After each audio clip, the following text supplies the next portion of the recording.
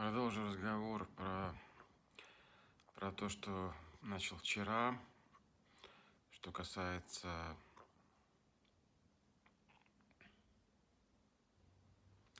реальности того, что мы видим на экране.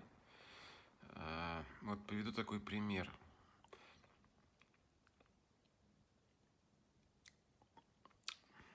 Я не раз замечал, что смотришь что-нибудь в ТикТоке, потом солистываешь не в ту сторону, у тебя появляется экран записи. У тебя сразу же включается камера, она снимает ту комнату, где ты находишься, и ты вдруг обнаруживаешь, что на экране у тебя не то, что рассказывает историю про других, а уже твое помещение, которое снимает камера, и у тебя остается только нажать кнопку, и пойдет запись. И твоя, условно говоря, 3D-шная реальность, объемная такая вот, плотная,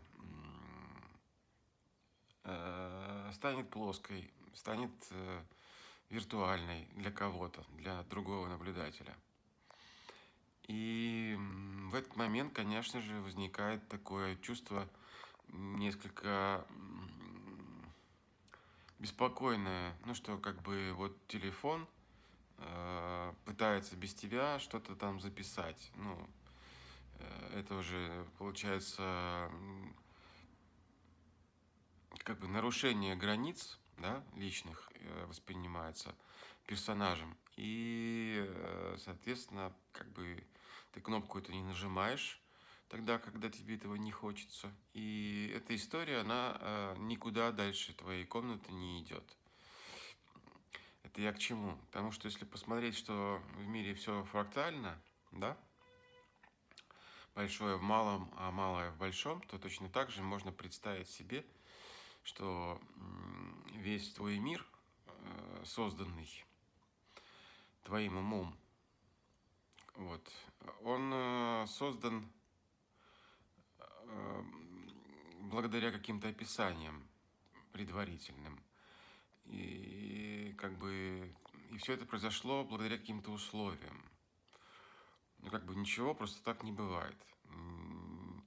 И если просто брать и рассматривать даже слова, условия, да, условия, слово в основе лежит какое-то, да, то получается, что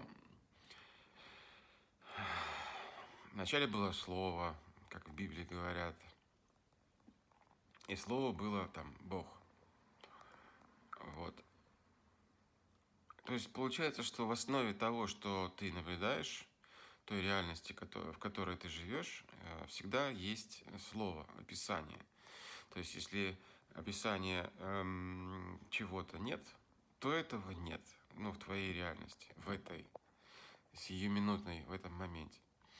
Вот и выходит, что условия, украинскую это будет умовы, мова это вообще язык, но не в том смысле, что язык, а в том, что речь, говорение, так бы мовити, так сказать, вот.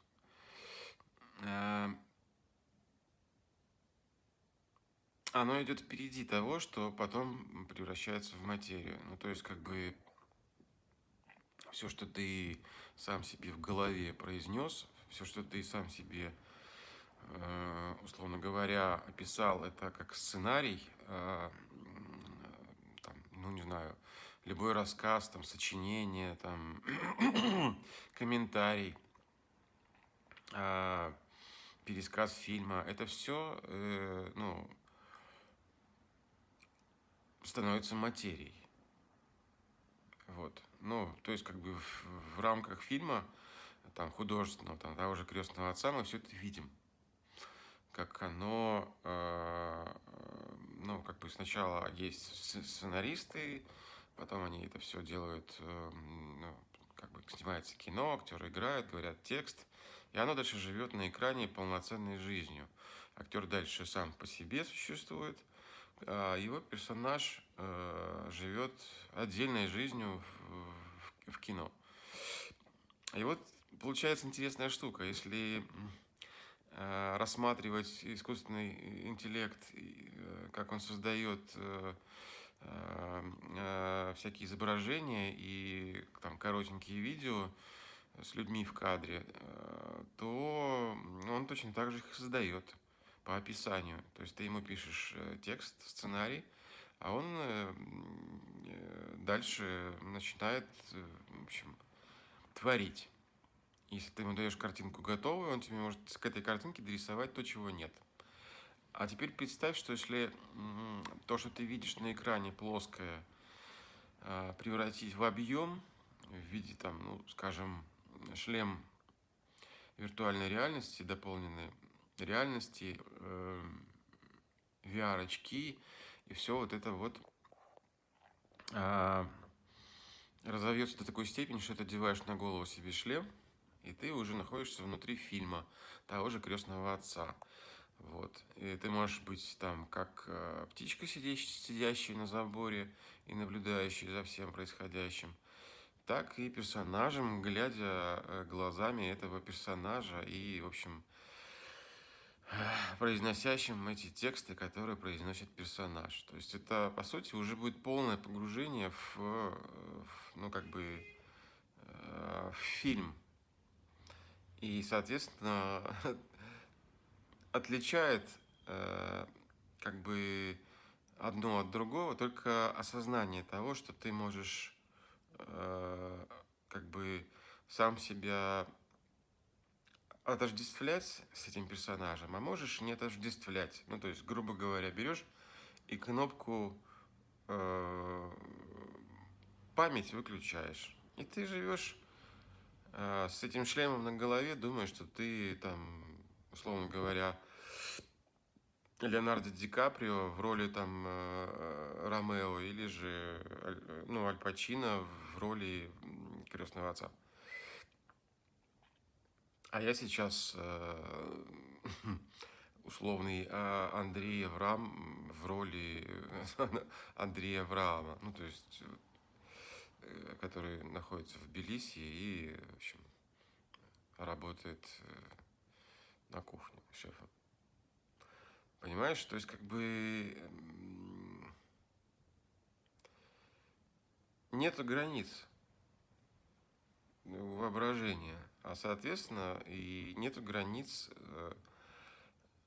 безграничного. То есть все, что приходит в голову, оно все существует. И в одно и то же время этого всего нет. Ну, как вот я говорил, малое в большом, большое в малом. Поэтому нет смысла рубиться за то, что ты обычно рубишься, переживать о том, о чем ты обычно переживаешь, и страдать от того, от чего ты страдаешь. То есть, ну, просто находясь в моменте, проще как бы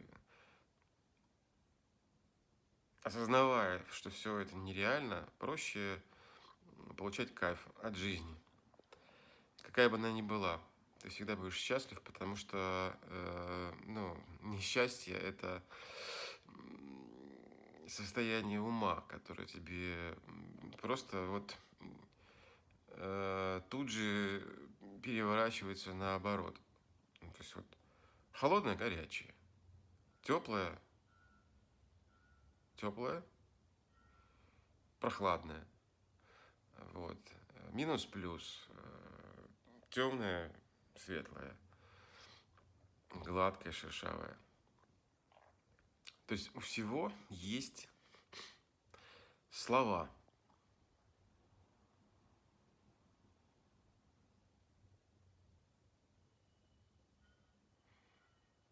А слова это, по сути, коды.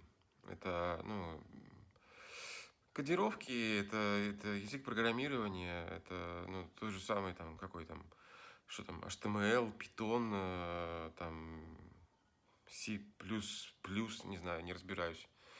В общем, это язык программирования вот этой вот матрицы. И когда ты понимаешь, что оно так работает, то ты сам начинаешь программировать эту реальность. Ну, как бы не так, чтобы вот прям вот я себе сказал Харли Дэвидсон, какой-нибудь Боббер, и он появился. Нет, он появился, но не сейчас, не в данный момент. Просто мне надо до него подняться. В определенный момент он появится, материализуется. Я сяду на него и поеду. А пока доброе утро.